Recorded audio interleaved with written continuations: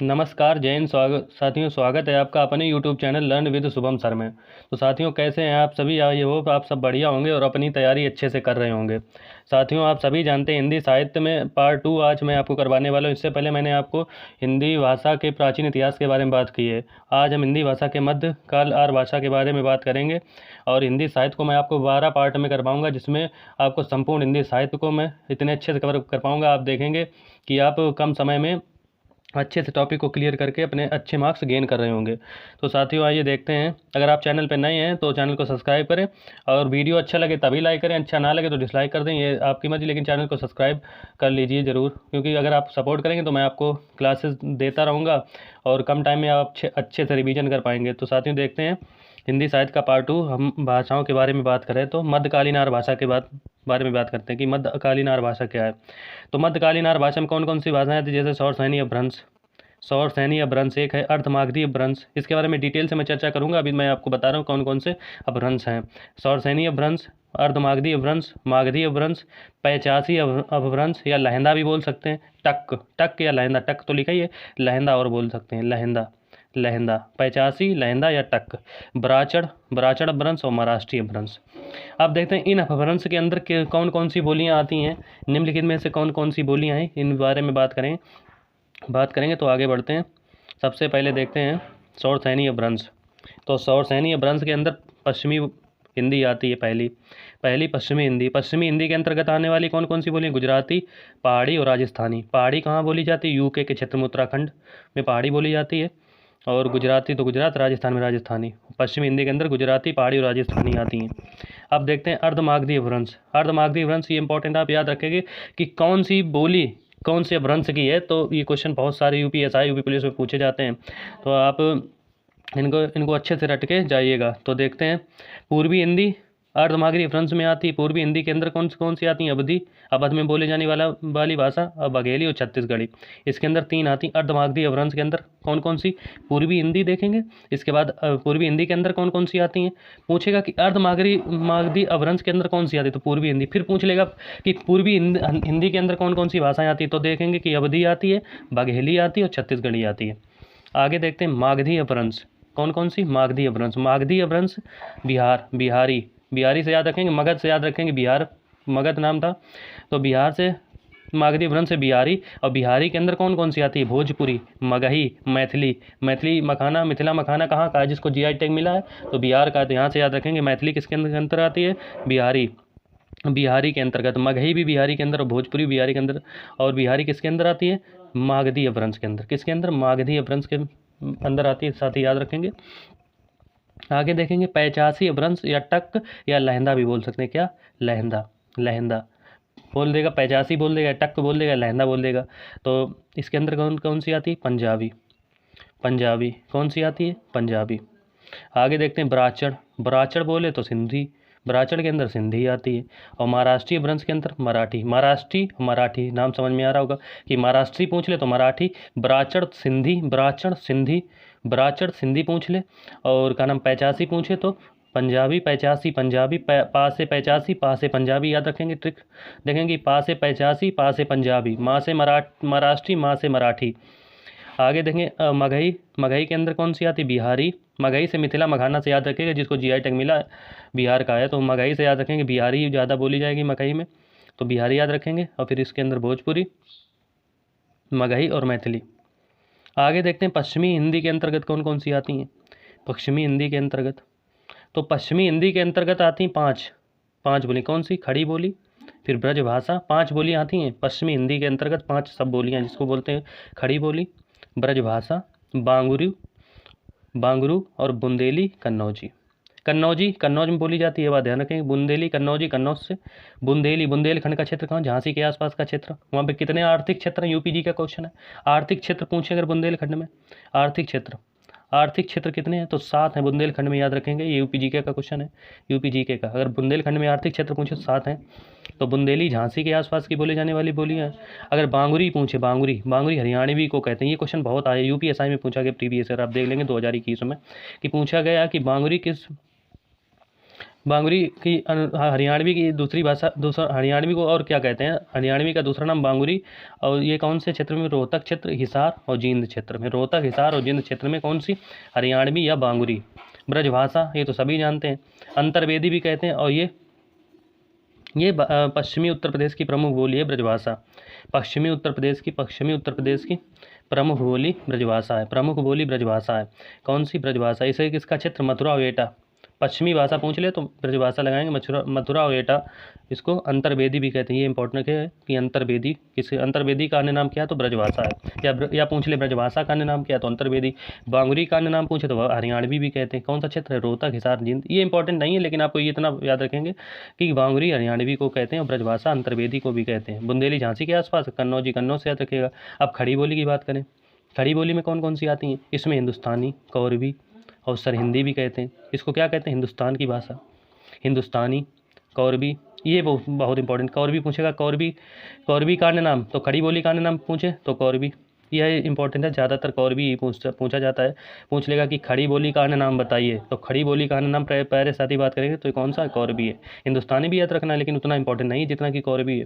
तो खड़ी बोली को हम हिंदुस्तानी बोली बोलते हैं। खड़ी बोली और कौरवी, हिंदुस्तानी और सरहिंदी। और इसी कौन सा क्षेत्र? एनसीआर। एनसीआर में कितने ज़िले लगते हैं? 8 जिले। 8वां जिला कौन सा शामिल है? तो शामली। 8वां जिला शामली। 8वां जिला कौन सा है? शामली है। तो यूपीजी के पॉइंट ऑफ व्यू से एनसीआर में 8 क्षेत्र लगते हैं। 8वां जिला अभी नया नया शामिल हुआ है, शामली। और इसको खड़ी बोली क्या कहते हैं? हिंदुस्तानी, कौरवी, झांसी, सरहिंदी, कौरवी और हिंदुस्तानी। इसके क्षेत्र एनसीआर। आगे बढ़ते हैं, पूर्वी हिंदी के बारे में बात करते हैं। पश्चिमी हिंदी की बात हो गई, पूर्वी हिंदी के बारे में बात करते हैं। इसको भी देख लेते हैं। तो पूर्वी हिंदी के अंदर 3 बोलियां प्रमुख आती हैं। कौन कौन सी? अवधी, बघेली और छत्तीसगढ़ी। कौन कौन सी साथियों? अवधी, बघेली और छत्तीसगढ़ी। 3 प्रमुख बोलियां पूर्वी हिंदी के अंदर। पश्चिमी हिंदी के अंदर 5 बोलियां प्रमुख थीं और पूर्वी हिंदी के अंदर 3 बोलियां प्रमुख हैं। अवधी अयोध्या के आसपास की, नाम से समझ में आ रहा है, अवधी अयोध्या। अवध का क्षेत्र बोलते हैं तो अयोध्या के आसपास का क्षेत्र बोलते हैं। बघेली सतना, रीवा, होशंगाबाद। बघेली कहाँ है? सतना, रीवा, होशंगाबाद। आगे छत्तीसगढ़ी की बात करें, छत्तीसगढ़ी छत्तीसगढ़ में। छत्तीसगढ़ी होशंगाबाद कहाँ है? जानते हो? मध्य प्रदेश में है, एमपी में। तो ये रीवा भी मध्य प्रदेश में। सतना, रीवा, होशंगाबाद मध्य प्रदेश में। आगे देखते हैं छत्तीसगढ़ी के अंदर अवधी, अयोध्या के अंदर बघेली, सतना, रीवा, होशंगाबाद एमपी में बघेली। आगे देखते हैं राजस्थानी के अंदर प्रमुख 4 बोलियां आती हैं। कौन सी? पूर्वी राजस्थानी, पश्चिमी राजस्थानी, उत्तरी राजस्थानी, दक्षिणी राजस्थानी। जयपुर के आसपास का क्षेत्र जयपुरी। मेवात हरियाणा और राजस्थान की सीमा, हरियाणा राजस्थान की सीमा मेवात। और मालवी राजस्थान से लेकर मध्य प्रदेश तक मालवी।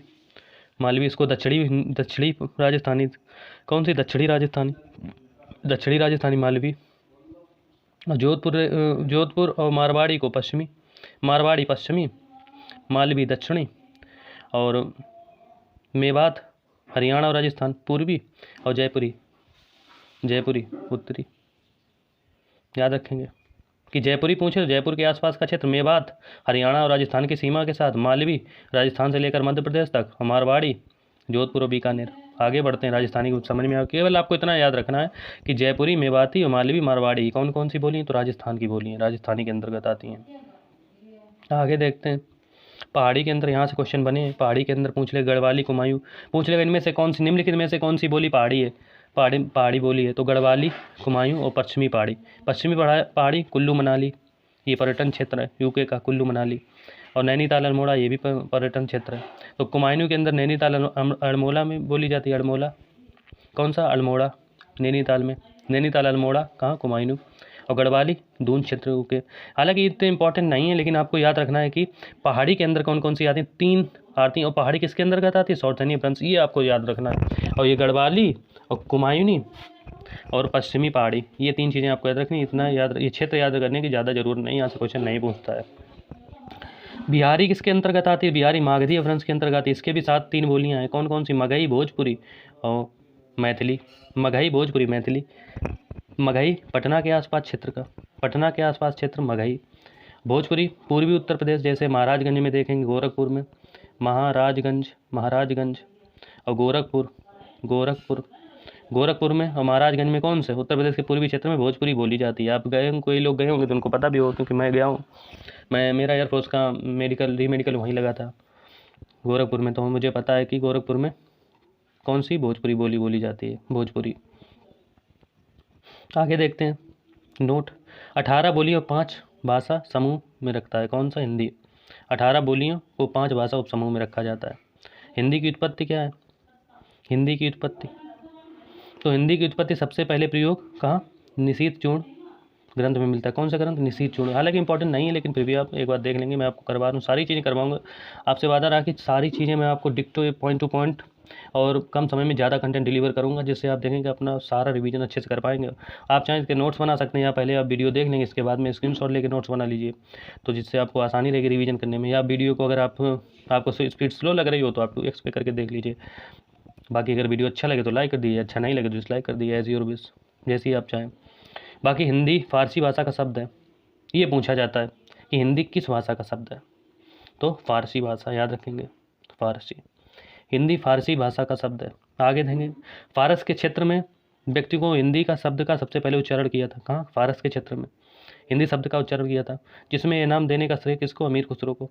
अमीर खुसरो खड़ी बोली के प्रमुख कवि हैं। खड़ी बोली के प्रमुख कवि हैं कौन? अमीर खुसरो।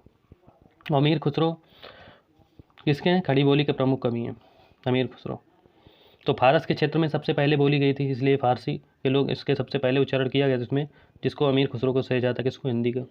तो फारसी भाषा का शब्द हिंदी, ये रखने हैं। और हिंदी का सबसे पहले प्रयोग निशीथ चूर्ण ग्रंथ में, कौन सा? निशीथ चूर्ण ग्रंथ में मिलता है, निशीथ चूर्ण ग्रंथ में मिलता है।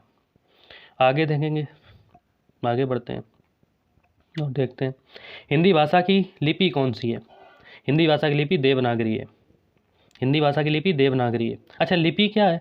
लिपि क्या है? किसी भी भाषा को लिखने का तरीका क्या है, उसे लिपि कहते हैं। लिपि क्या है? किसी भी भाषा को लिखने का तरीका जो होता है उसे लिपि कहा जाता है। याद रखेंगे, किसी भी भाषा को लिखने का तरीका लिपि कहलाता है। क्या? किसी भी भाषा को लिखने का तरीका क्या कहलाता है? लिपि कहलाता है। आगे देखते हैं, हिंदी भाषा की लिपि देवनागरी। अच्छा, पूछेगा कि देवनागरी का सर्वप्रथम किस राज्य में प्रयोग हुआ था? देवनागरी लिपि का सर्वप्रथम किस राज्य में प्रयोग हुआ था? तो साथ ही आंसर मारेंगे गुजरात। किसमें? ये आप नोट कर सकते, जो मैं आपको, क्योंकि आप मेरे शब्दों पर गौर कीजिए, जो मैं आपको बता रहा हूँ सारे एडिशनल चीज़ें भी बताता हूँ। तो एडिशनल चीज़ें में जो आपको ये क्वेश्चन बोल रहा हूँ, जैसे पूछेगा कि इस देवनागरी लिपि का सर्वप्रथम प्रयोग किस राज्य में हुआ था, तो सबसे पहले भैया गुजरात राज्य में हुआ था।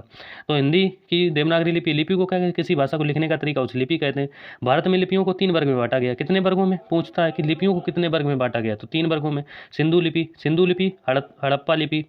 सिंधु लिपि के अंदर हड़प्पा लिपि किसकी थी? भाव चित्रात्मक थी।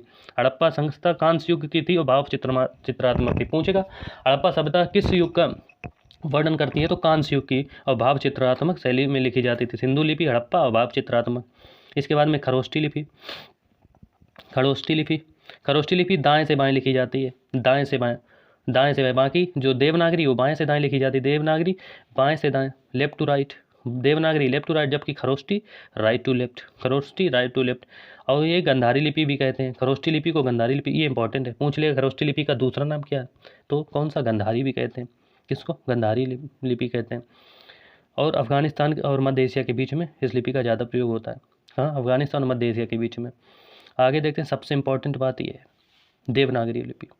देवनागरी लिपि का जन्म कहाँ से? ब्राह्मी लिपि से हुआ। पूछेगा देवनागरी लिपि का जन्म कहाँ से हुआ, तो साथियों मार्क करेंगे कि ब्राह्मी लिपि से हुआ। आगे पूछेगा देवनागरी, डॉक्टर द्वारका प्रसाद सक्सेना के अनुसार देवनागरी लिपि का सर्वप्रथम प्रयोग जयभट्ट के शिलालेख में हुआ। कहाँ हुआ? जयभट्ट के शिलालेख में। किसके अनुसार? डॉक्टर द्वारका प्रसाद सक्सेना के अनुसार। डॉक्टर द्वारका प्रसाद सक्सेना जी थे, उन्होंने सबसे पहले बताया था कि जयभट्ट के जो शिलालेख हैं वहाँ पर हिंदी का देवनागरी लिपि का सबसे पहले प्रयोग होता है। कब? 7वीं 8वीं सदी की बात है। कब? 7वीं 8वीं शताब्दी की बात है। आगे देखेंगे, ब्राह्मी लिपि की 2 प्रमुख शैलियाँ हैं।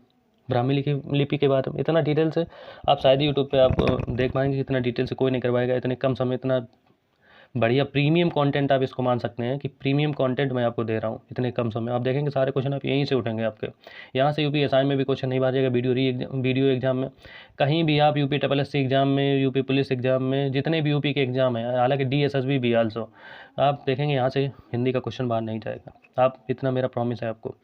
आप देखेंगे अच्छा इसकी ब्राह्मी लिपि 2 शैली है, एक तो दक्षिणी शैली, एक है उत्तरी शैली। हालांकि इंपॉर्टेंट नहीं, लेकिन फिर भी मैं आपको बता के चल रहा हूँ। तो उत्तरी शैली में देवनागरी आती है, ये इंपॉर्टेंट एक पूछ लेगा। ब्राह्मी लिपि में 2 शैलियाँ, उत्तरी शैली, देवनागरी कौन सी शैली है? तो देवनागरी उत्तर की शैली है। कौन सी? देवनागरी शैली उत्तरी शैली। देवनागरी भाषा कौन सी है? उत्तरी शैली की।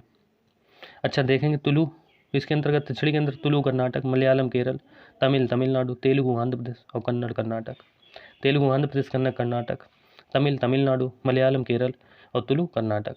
याद रखेंगे साथियों। आगे बढ़ते हैं, आगे देखते हैं। तो साथियों ये हमारा आज का टॉपिक फिनिश हुआ। तो आई होप वीडियो आपको अच्छा लगा होगा और आपने अच्छे से समझ भी पाए होंगे। अगर आपको कुछ चीज़ें कम समझ में आए तो आप एक बार और रिवाइज करके वीडियो देख सकते हैं और इसके नोट्स बना सकते हैं अपनी सुविधा अनुसार। आप जब चाहें इसको रिवाइज करते हैं, कम टाइम में आप अच्छे से रिवीजन कर सकते हैं। जैसे 20-25 मिनट की वीडियो मैं आपको करवाता हूँ, जिसमें अगर आपको स्पीड स्लो लगे तो 2x पे देख लीजिए, आप 1.5x पे देख लीजिए, तो आप जो भी 10-12 मिनट में सारा क्वेश्चन रिवाइज कर पाएंगे। तो इससे है कि आपका रिवीजन बहुत अच्छा हो जाएगा। और आपने अगर चीज़ें कहीं से नहीं करी तब भी आपको इतना प्रीमियम कंटेंट मैं आपको दे रहा हूँ। तो याद रखेंगे साथियों, आज ये हमारा आज का टॉपिक फिनिश हुआ। तो ये हमारा पार्ट 2 था हिंदी साहित्य में, क्योंकि हम भाषाओं की बात कर रहे हैं। तो ये पार्ट 2 था। पार्ट 2 आज फिनिश हुआ। इसके बाद में पार्ट 3 आएगा, पार्ट 4 आएगा, भाषाओं को खत्म करवा दूंगा। फिर मैं आपके हिंदी साहित्य को खत्म करवाऊँ। वीडियो अगर अच्छा लगा तो लाइक करें और सब्सक्राइब करें चैनल को और अपनी तैयारी अच्छे से करते रहें। जय हिंद, जय भारत।